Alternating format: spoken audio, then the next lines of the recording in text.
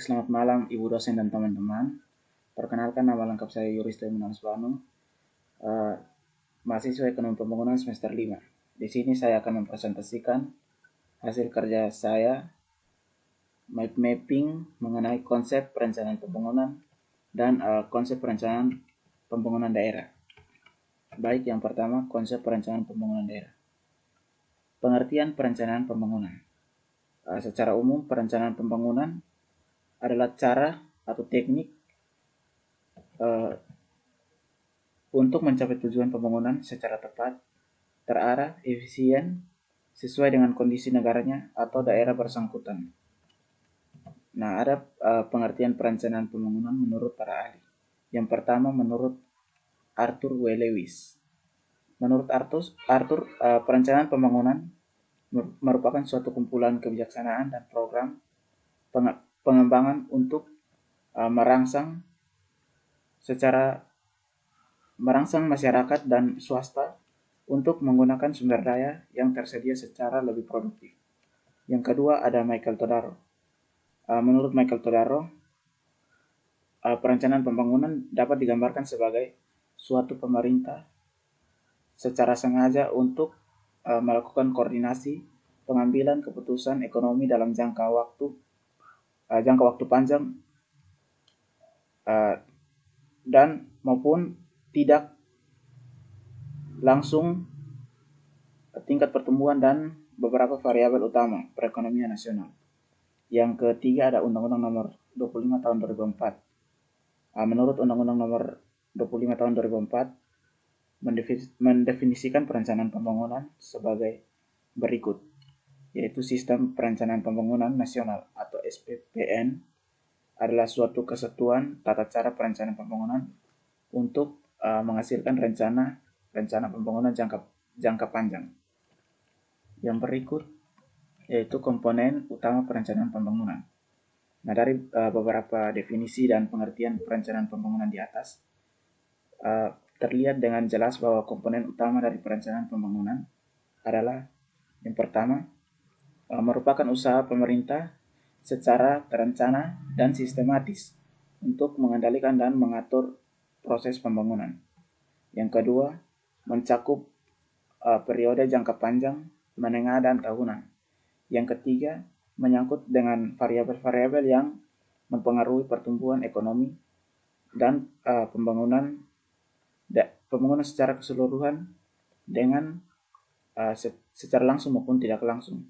Yang keempat, mempunyai suatu sasaran pembangunan yang jelas sesuai dengan keinginan masyarakat. Yang ketiga, mengapa pembangunan perlu direncanakan? Nah, dalam kenyataannya, semua negara memerlukan dan menggunakan perencanaan untuk mendorong proses pembangunan. Lain halnya dengan sebagai negara berkembang dan negara-negara yang menganut paham sosialis. Semuanya menggunakan perencanaan pembangunan sebagai alat untuk mendorong dan mengendalikan proses pembangunan secara keseluruhan. Yang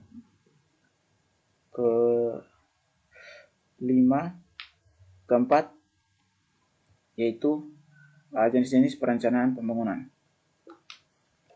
Yang keempat, tujuan dan fungsi perencanaan pembangunan. Nah, berdasarkan dengan Undang-Undang Nomor 25 Tahun 2004,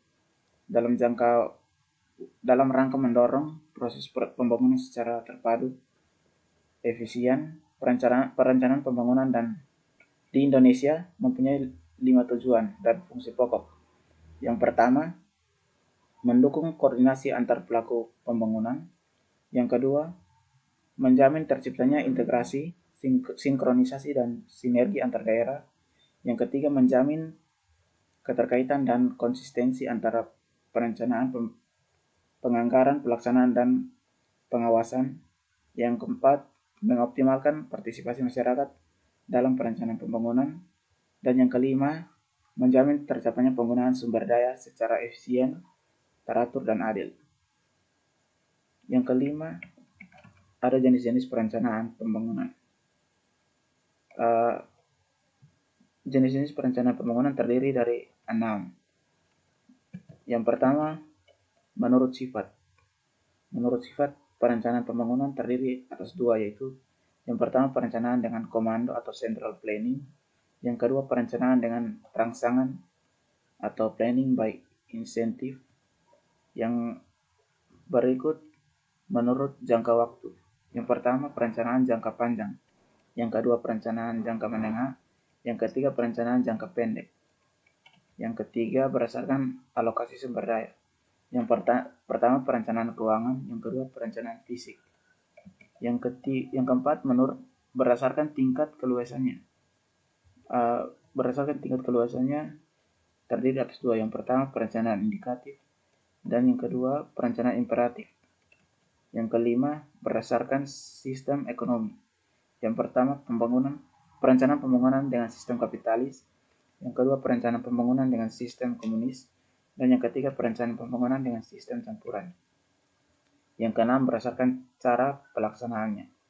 Yang pertama perencanaan sentralistik, yang kedua perencanaan desentralistik. Selanjutnya yaitu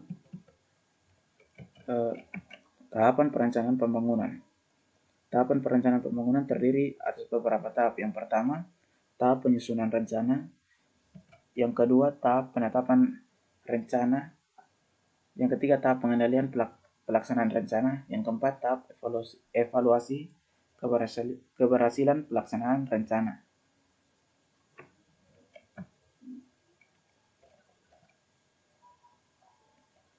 Selanjutnya yaitu siklus perencanaan pembangunan.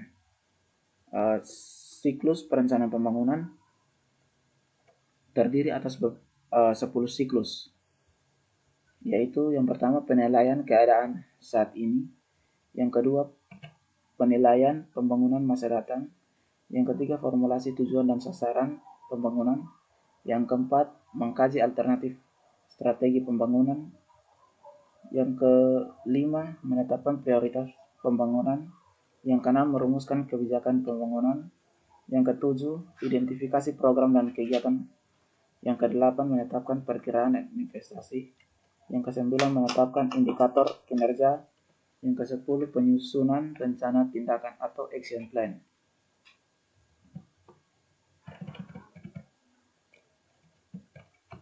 Yang terakhir yaitu ciri-ciri perencanaan pembangunan yang baik.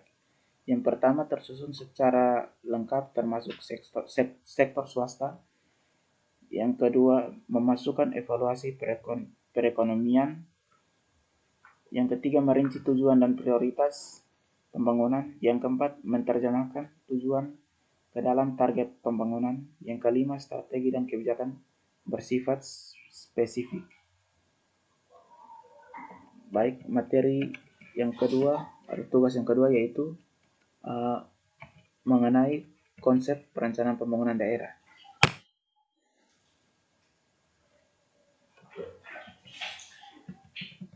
Konsep perencanaan pembangunan daerah tidak jauh berbeda dengan pembahasan perencanaan pembangunan. Namun dalam konsep perencanaan pembangunan daerah terdiri dari beberapa bagian. Yang pertama, elemen dasar perencanaan. Dalam elemen dasar perencanaan terdapat beberapa poin. Yang pertama, perencanaan merupakan proses memilih di antara berbagai kegiatan yang diinginkan. Yang kedua, perencanaan merupakan alat pengalokasian sumber daya. Yang ketiga, perencanaan merupakan alat untuk mencapai tujuan. Dan yang keempat, perencanaan untuk masa depan. Selanjutnya yaitu tujuan perencanaan. Tujuan perencanaan yang pertama, menciptakan suatu perekonomian nasional yang serba diatur, yang direncanakan tujuannya dan jalannya. Yang kedua, perencanaan pada dasarnya berkaitan dengan dua hal. Yang pertama, penentuan pilihan secara sadar mengenai tujuan konkret. Yang kedua, pilihan-pilihan di antara berbagai alternatif yang efisien serta rasional guna mencapai tujuan-tujuan tersebut. Selanjutnya itu unsur pokok perencanaan. Nah, dalam unsur pokok perencanaan terdapat beberapa poin. Yang pertama, adanya kebijakan atau strategi dasar dalam perencanaan pembangunan. Yang kedua, adanya kerangka perencanaan di tataran makro.